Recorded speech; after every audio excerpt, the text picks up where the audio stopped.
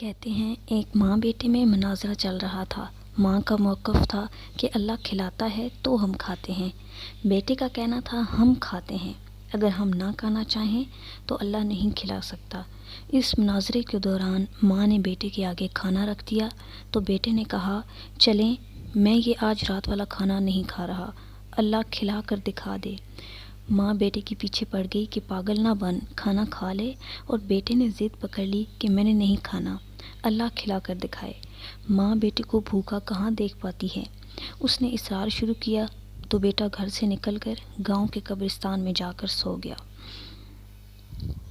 ماں نے ایک زبردست قسم کا خوشبودار حلوہ بنایا اور جا کر بیٹے سے کچھ فاصلے پر ایک قبر پر اس خیال سے رکھ آئی کہ رات کو بھوک سے جاگ گیا تو کوئی دیکھنے والا نہ ہوگا اور یہ کھا لے گا۔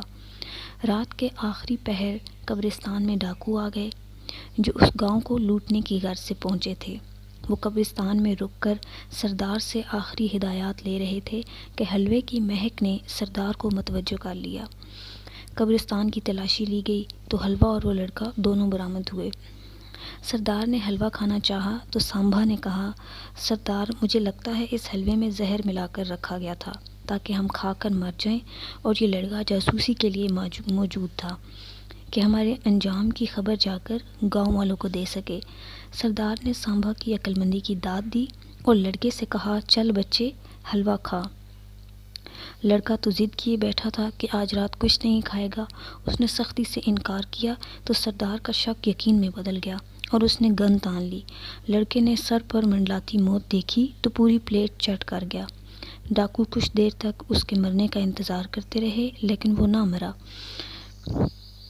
ایک بار پھر سانبا نے ہی گتھی سلجھائی اور کہا، سردار سلو پوائزن لگتا ہے۔ کنفیوز ڈاکو لڑکے کو قبرستان میں چھوڑ کر لوٹ گئے۔ فجر کی اذان کے ساتھ لڑکا خالی پلیٹ ہاتھ میں لیے منہ لٹکائے گھر میں داخل ہوا تو ماں نے پوچھا، بیٹا کیا ہوا؟ لڑکا بولا، ماں لمبا قصہ ہے، مجھے نیند آ رہی ہے، بس خلاصہ یہ ہے کہ ہم نہ بھی کھانا چاہیں تو اللہ کھلا دیتا ہے۔